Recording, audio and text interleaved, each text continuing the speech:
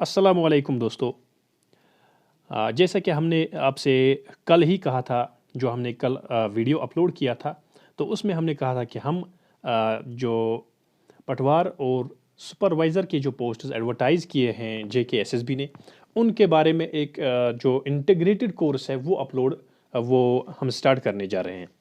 तो दोस्तों, इस सिलसिले में हमने आज इस कोर्स का पहला लेक्चर बनाने की कोशिश की है। उम्मीद है कि आप इस कोर्स को इंशाल्लाह पसंद करेंगे और आप इस कोर्स के साथ इसके एंड तक जुड़े रहेंगे जब तक आपका एग्ज़ाम ख़त्म ना हो।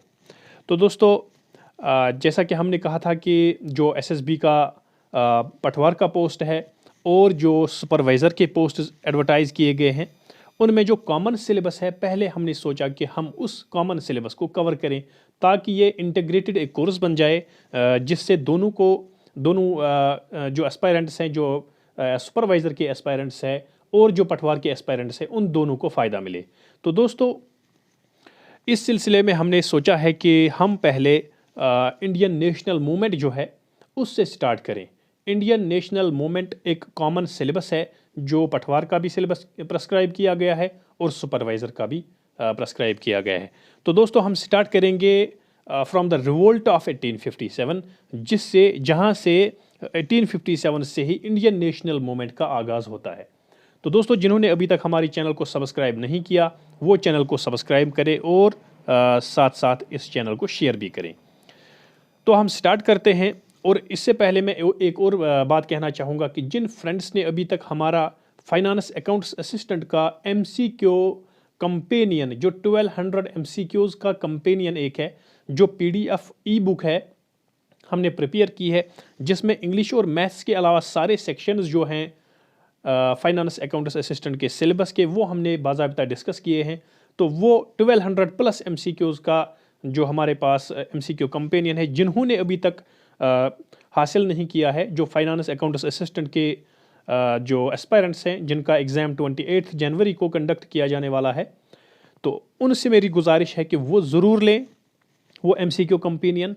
और सिर्फ आपको 150 रुपीज़ का पेमेंट करना है और उसके एवज़ आप ले सकते हैं वो MCQ कंपेनियन। उससे आपको अपनी प्रिपरेशन लेवल्स का पता चल जाएगा और आपका बहुत अच्छा रिवीजन हो जाएगा उस MCQ कंपेनियन से। तो दोस्तों, अब हम स्टार्ट करते हैं फ्रॉम द रिवोल्ट ऑफ 1857। देखिए, रिवोल्ट ऑफ 1857 जो है, ये एक म्यूटिनी थी, ग्रेट म्यूटिनी। म्यूटिनी मतलब एक बगावत थी। किसके खिलाफ बगावत थी? अंग्रेज़ हुकूमत के ख़िलाफ़। जो ब्रिटिश गवर्नमेंट यहाँ पे इस्टेब्लिश इलीगली की गई थी, जो ब्रिटिशर्स इंडिया में आए थे ट्रेड करने के लिए, और ट्रेड करने के साथ साथ उन्होंने फिर इलीगली यहाँ पे अपनी सरकार इस्टेब्लिश की, अपनी गवर्नमेंट इस्टेब्लिश की। तो ये रिवोल्ट ऑफ 1857 जो है, ये इसी गवर्नमेंट के ख़िलाफ़, इसी इलीगल गवर्नमेंट के ख़िलाफ़ एक बगावत थी, ताकि हमारे हिंदुस्तान में एक अपनी हुकूमत कायम की जाए, अपनी गवर्नमेंट इस्टेब्लिश की जाए और अपना प्रशासन हो। तो इस सिलसिले में इंडिया में रिवोल्ट ऑफ 1857 का जो है एक भूचाल आया। तो इस भूचाल ने पूरी जो अंग्रेज़ों की सल्तनत थी उसको हिला के रख दिया।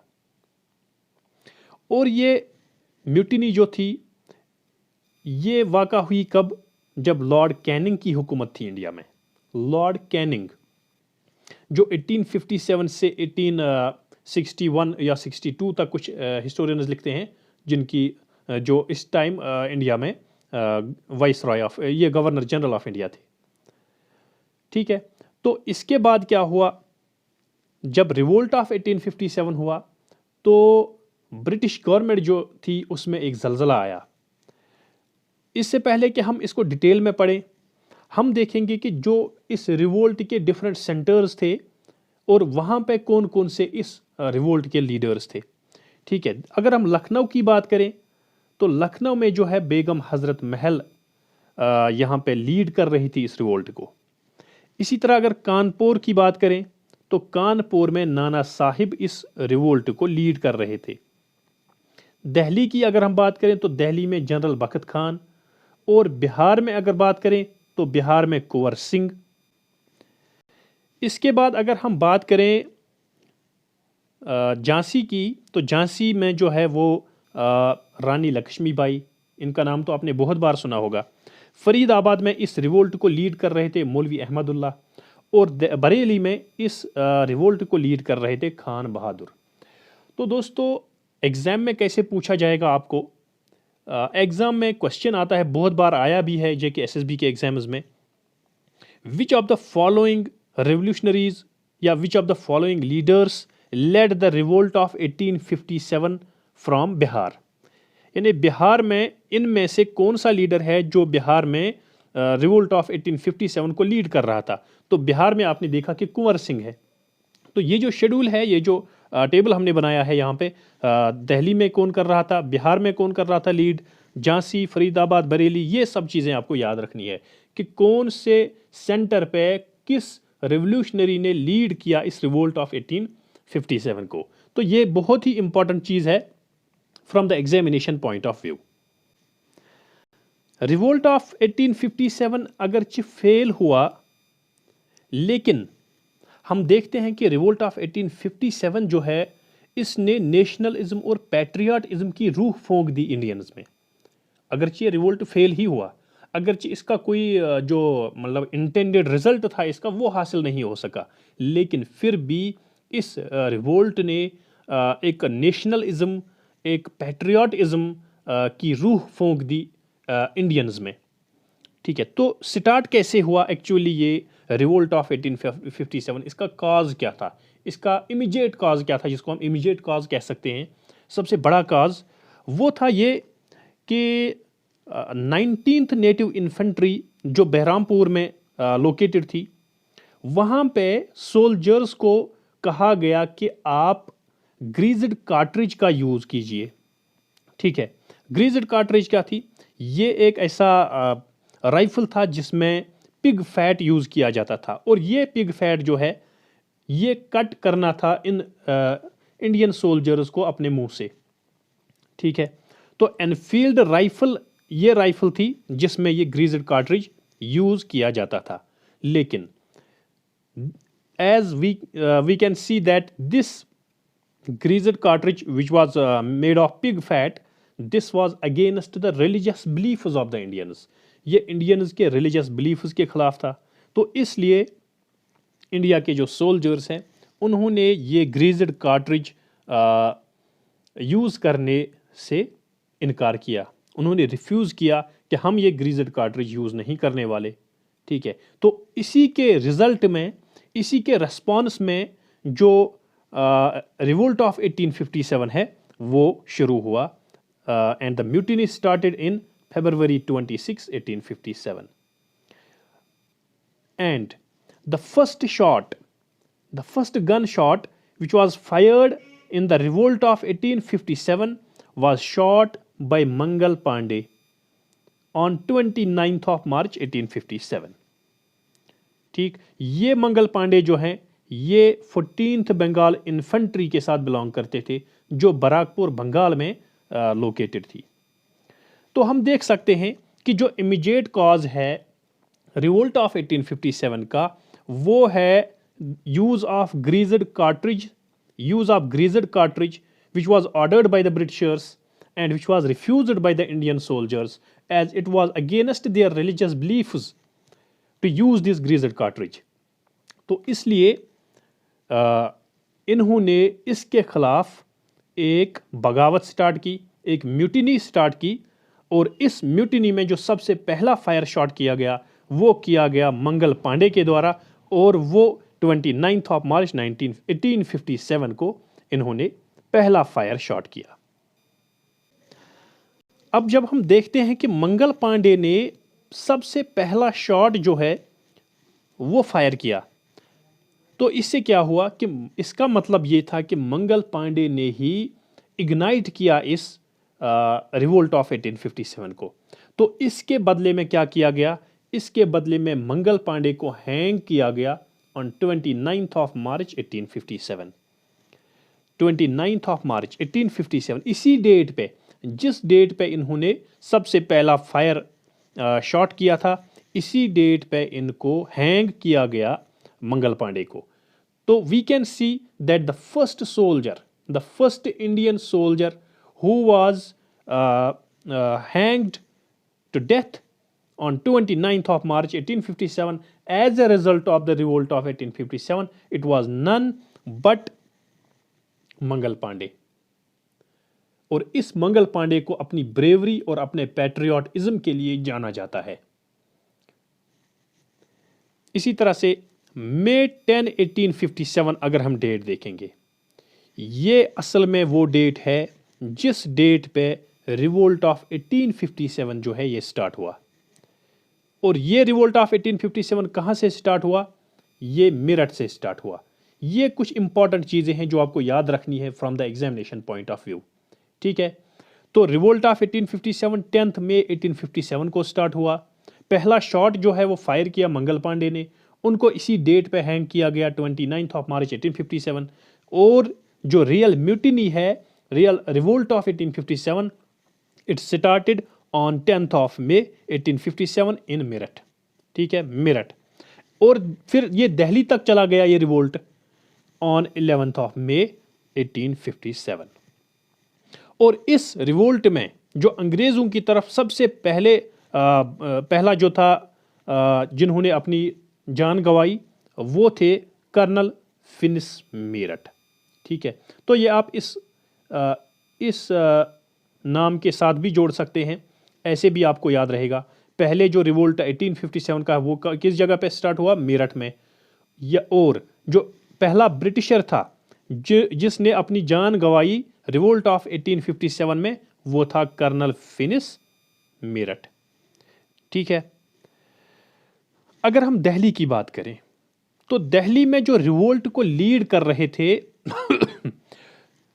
वो अभी हमने पढ़ा, ठीक है। लेकिन उसके साथ साथ बहादुर शाह जफर को भी ये रिस्पॉन्सिबिलिटी दी गई थी। बहादुर शाह सेकंड जो थे, जो मुगल एम्पियर थे उस टाइम के, उनको भी ये रिस्पॉन्सिबिलिटी दी गई थी कि रिवोल्ट को लीड करें। लेकिन इन्होंने सरेंडर किया लेफ्टिनेंट हडसन के सामने on September 21 1957 at Humayun's tomb in Delhi. तो हुमायूं का टॉम्ब जो है, ये भी कभी क्वेश्चन में आता है कि हुमायूं का टॉम्ब कहाँ पे लोकेटेड है? दिल्ली में।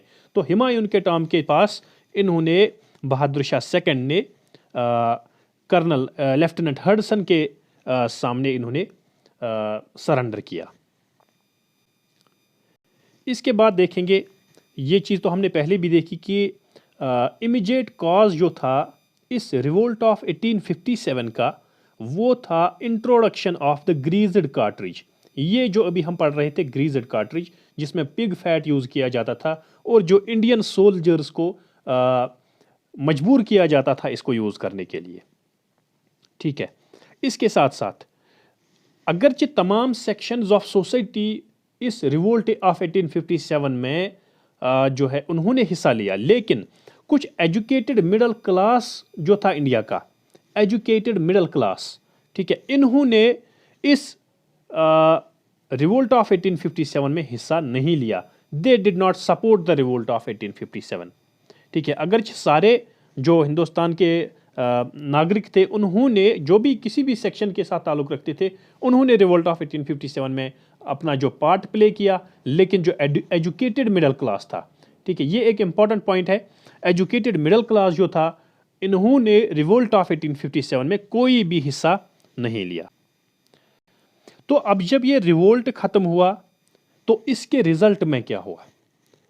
इसके रिज़ल्ट में ब्रिटिशर्स ने एक एक्ट बनाया, एक एक्ट एनेक्ट किया जो जाना जाता है government of India act 1858। Government of India act 1858। तो वो जो एक्ट था ये बहुत ही इम्पॉर्टेंट एक्ट था, क्योंकि इस एक्ट में क्या हुआ, क्योंकि 1857 में जो है रिवोल्ट हुआ था, तो 1858 में एक ही साल बाद गवर्नमेंट ऑफ जो ब्रिटिश गवर्नमेंट थी उस टाइम की, उन्होंने एक एक्ट एनेक्ट किया जिसका नाम था गवर्नमेंट ऑफ इंडिया एक्ट 1958। इन्होंने क्या किया, जो गवर्नर जनरल ऑफ इंडिया था इसका डेजिग्नेशन चेंज करके इसका डेजिग्नेशन रखा गया वाइस रॉय ऑफ इंडिया। और जो इस तरह से हम देखते हैं, जो इंडिया के लास्ट गवर्नर जनरल थे वो थे लॉर्ड कैनिंग, और जो इंडिया के फर्स्ट वाइस रॉय थे वो भी थे लॉर्ड कैनिंग ही। ठीक है, तो लॉर्ड कैनिंग जो थे, Lord Canning was the last governor general of India and he was also the first vice Roy of India. Because 1858 से पहले इसका डेजिग्नेशन जो था वो था गवर्नर जनरल, और 1858 के बाद जब ये एक्ट एनेक्ट किया गया तो उसके बाद इसका डेजिग्नेशन चेंज करके इसका designation vice Roy of India कर दिया गया। तो उस टाइम भी जो इंडिया के वाइस रॉय थे वो लॉर्ड कैनिंग ही थे। इन्हीं का डेजिग्नेशन चेंज करके गवर्नर जनरल ऑफ इंडिया से vice Roy of India change किया गया। इसके बाद क्या हुआ, 1 नवंबर 1858 a proclamation was made by the queen to the people of India in 18 languages। एक प्रोक्लेमेशन, एक ऑर्डर दिया गया। इन्हें प्रोक्लेमेशन जैसे आज भी हम देखते हैं, जो प्रोक्लेमेशन ऑफ नेशनल इमरजेंसी होता है या कोई भी प्रोक्लेमेशन जो प्रेसिडेंट की तरफ से दी जाती है, ठीक है, तो इसी तरह का एक प्रोक्लेमेशन क्वीन उस टाइम की बादशाह थी इंग्लैंड की क्वीन, तो उन्होंने एक 18 लैंग्वेजेस में एक प्रोक्लेमेशन जारी की। तो जो रानी लक्ष्मीबाई थी, जिनको रानी ऑफ झांसी भी कहा जाता था, रानी ऑफ झांसी या रानी लक्ष्मीबाई या झांसी की रानी, या इनका असली नाम जो था, ओरिजिनल नेम, वो था मणिकर्णिका। ठीक है, तो ये आपने शायद ही किसी बुक में पढ़ा होगा। ये बहुत इंपॉर्टेंट पॉइंट है, मणिकर्णिका इनका असली नाम था। इनके बारे में, इनकी बहादुरी को देख के, इनकी ब्रेवरी को देख के जो सर होगरॉस थे, इन्होंने बेस्ट कॉम्प्लीमेंट्स दिए रानी ऑफ झांसी को, the best and the bravest military leader of the rebels. ये सर होगरॉस ने इनके बारे में कहा, रानी लक्ष्मीबाई या रानी ऑफ झांसी के बारे में, कि ये सबसे बेहतरीन और सबसे ब्रेवेस्ट, सबसे बहादुर मिलिट्री लीडर थे। चूंकि उनको उस टाइम अंग्रेज़ों ने रिबेल्स का नाम ही दिया था, लेकिन वो फ्रीडम फाइटर्स थे जिन्होंने इंडिया की फ्रीडम के लिए काम किया, अपना खून दिया इंडिया की फ्रीडम के लिए, अपने मुल्क के फ्रीडम के लिए। तो उनको अंग्रेज़ों ने नाम दिया था रिबेल्स। तो इसीलिए इन्होंने कहा है the best and the bravest military leader of the rebels. ठीक है, ये रिबेल्स जो थे, बागी जो थे, जिनको जो अंग्रेज़ों ने नाम दिया था इनको, तो इनमें से जो बेस्ट और ब्रेवेस्ट मिलिट्री लीडर था वो थी रानी लक्ष्मीबाई। ये इनकी बहादुरी को देख के सर होगरॉस ने इनको ये कॉम्प्लीमेंट्स दिए। तो ये जो रिवोल्ट ऑफ 1857 था, इसको पूरी तरह से क्रैश किया गया, इस रिवोल्ट को 1858 में। तो 1858 में जो था, ये पूरा रिवोल्ट जो है ये ख़त्म किया गया। इसके बाद बहुत सारे अंग्रेज़ी जो या इंडिया के भी जो थिंकर्स थे, इन्होंने इस रिवोल्ट ऑफ 1857 को डिफरेंट नेम्स असाइन किए, इन्हें डिफरेंट नामों से इन्होंने पुकारा इसको।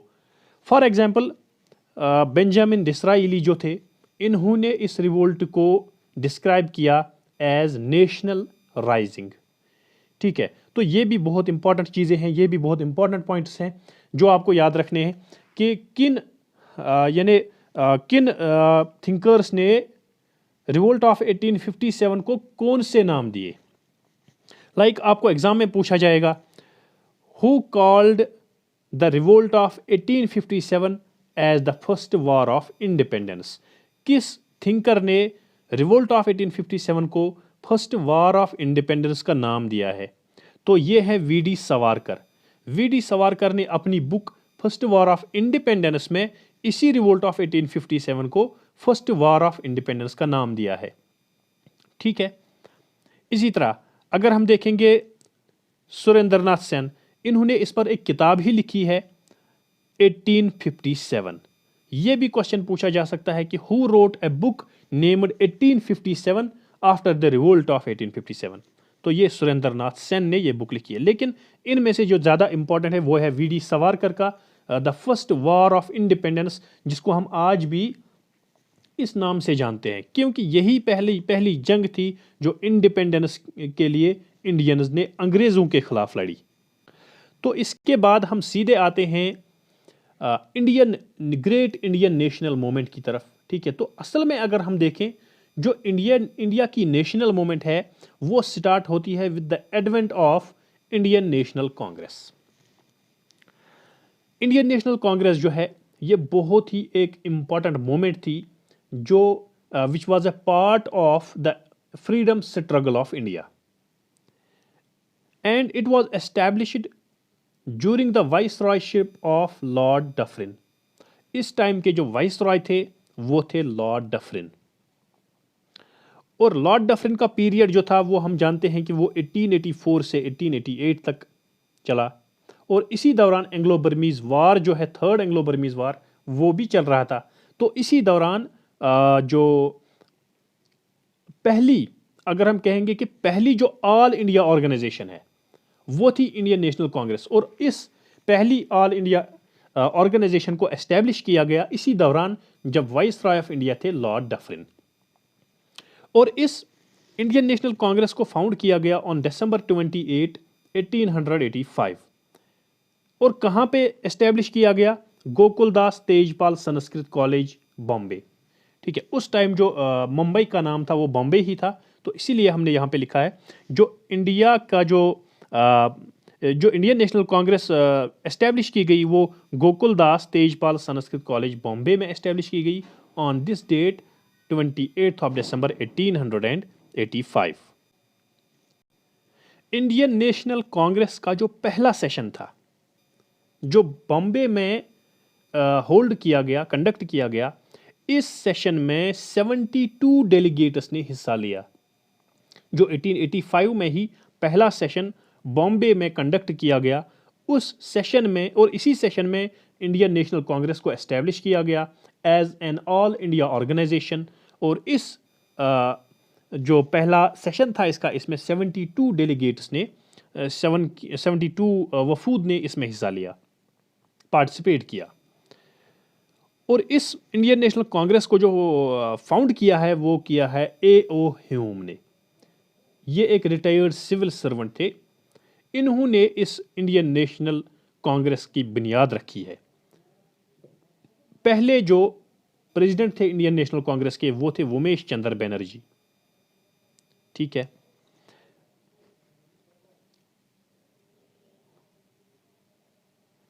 अच्छा, इसके बाद हम देखते हैं जो इंडियन एसोसिएशन थी सुरेंद्र नाथ बनर्जी और आनंद मोहन बोस की। Indian association, this was found by Surendra Nath Banerjee and Anand Mohan Bose. इस ऑर्गेनाइजेशन ने, जो ये इंडियन एसोसिएशन है सुरेंद्र नाथ बनर्जी की और आनंद मोहन बोस की, इसके अंडर एक all India national conference organise की गई 1883 में। ठीक है, दिसंबर 1883 में। और इन्होंने ही 1885 में एक और ऑर्गेनाइजेशन, एक और कॉन्फ्रेंस की कॉल दी थी। और इसी का नतीजा था, इसी कॉल का नतीजा था कि 1885 में इंडियन नेशनल कांग्रेस को एस्टेब्लिश किया गया। तो अगर हम देखें कि इंडियन नेशनल कांग्रेस का जो बैकग्राउंड है वो इंडियन एसोसिएशन में है, क्योंकि इसी इंडियन एसोसिएशन ने 1883 में एक कॉन्फ्रेंस, एक ऑर्गेनाइज की थी एक कॉन्फ्रेंस। और इसी 1883 के कॉन्फ्रेंस में इन्होंने एक और कॉल दी थी कि 1885 में एक और कॉन्फ्रेंस का इनेकाद किया जाएगा। और इसी कॉन्फ्रेंस में, इसी सेशन में जो 1885 में हुआ, फिर उसी सेशन में इंडियन नेशनल कांग्रेस को एस्टैब्लिश किया गया। और इंडियन नेशनल कांग्रेस को कांग्रेस का नाम क्यों दिया गया? Because it was desired from the history of the United states of America. क्योंकि अगर हम अमेरिका का कॉन्स्टिट्यूशन देखेंगे उसका नाम भी कांग्रेस है, तो इसलिए वहाँ से इसका मतलब जो है इंस्पिरेशन लिया गया और वहाँ से इस नाम को ओन किया गया, वहाँ से बोरो किया गया और यही नाम इंडियन नेशनल कांग्रेस का भी रखा गया। ठीक है, और इस कांग्रेस का मीनिंग जो है वो है असेंबली ऑफ पीपल, वो है असेंबली ऑफ पीपल। ठीक है, लोगों का जमा हो जाना, क्योंकि कांग्रेस में उस टाइम भी जब सेशंस होते थे तो वहाँ पे भी बहुत सारे लोग, जैसा कि अभी हमने पढ़ा कि फर्स्ट सेशन में 72 डेलीगेट्स ने हिस्सा लिया। ठीक है, तो इस चीज़ को मद्देनज़र रखते हुए इन्होंने इसका नाम जो है वो कांग्रेस रखा, और this Congress name was desired from the history of the United states of America. Indian national Congress का जो नाम है वो दिया है इसको दादाबाई नौरोजी ने, दादाबाई नौरोजी। और इन दादाबाई नौरोजी ने इससे पहले भी 1866 में ईस्ट इंडिया एसोसिएशन का एस्टेब्लिश किया था, फाउंड किया था।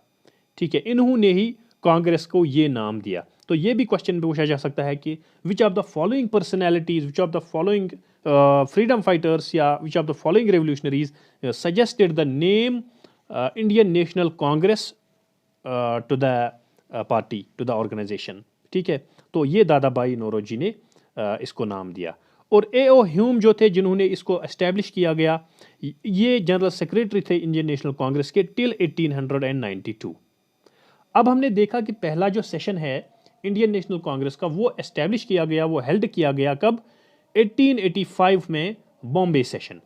दूसरा जो सेशन था इसका सेकंड सेशन वो मीट हुआ कहाँ पे? कलकत्ता में दिसंबर 1886 में, एक साल के बाद। और इसका प्रेसिडेंट जो था वो थे दादाबाई नौरोजी। ठीक है, तो यहां पे जो नेशनल कॉन्फ्रेंस थी अभी जो हम पढ़ रहे थे आनंद मोहन बोस की, तो वो नेशनल कॉन्फ्रेंस जो है वो मर्ज हो गई इंडियन नेशनल कांग्रेस के साथ। सेकंड सेशन जो है it was attended by 436 delegates. पहले सेशन में हमने देखा कि पहला सेशन जो है that was attended by 72 delegates only, but the second session was attended by 436 delegates. और इसमें जो 1889 का सेशन हुआ उसमें 2000 डेलीगेट्स थे। तो इसका मतलब ये है कि जो कांग्रेस थी जितना एक एक साल गुजरता जा रहा था उतना इसके मेंबरशिप में इंक्रीज होता जा रहा था। ठीक है, तो अब अगर हम देखें पीरियड्स में डिवाइड करें इस इंडियन नेशनल कांग्रेस को, फेजेस में डिवाइड करें, तो पहला जो फेज है 1885 टू 1905, इस फेज को कहा जाता है moderate phase of the Indian national Congress. क्योंकि मॉडरेट फेज इसलिए कहा जाता है क्योंकि इसमें कोई एक्सट्रीमिस्ट पॉलिसीज कांग्रेस ने अडॉप्ट नहीं की। इसमें सिंपल जो पिटिशंस थे या रिक्वेस्ट्स थे वो इन चीज़ों का सहारा लेके कांग्रेस चली। कोई भी रेवोल्यूशनरी पॉलिसीज़, कोई भी एक्सट्रीमिस्ट पॉलिसीज़ कांग्रेस ने इस दौर में अडॉप्ट नहीं की। और इस फेज के जो प्रोमिनेंट लीडर्स थे जिनको हम मॉडरेटर्स भी कहते हैं वो थे दादाबाई नौरोजी, बदरुद्दीन ताइब जी, फेरोज शाह मेहता, सुरेंद्रनाथ बनर्जी और गोपाल कृष्ण गोखले। ठीक है, तो ये इस पीरियड के महान लीडर्स जो थे, इस फेज के लीडर्स थे इंडियन नेशनल कांग्रेस में।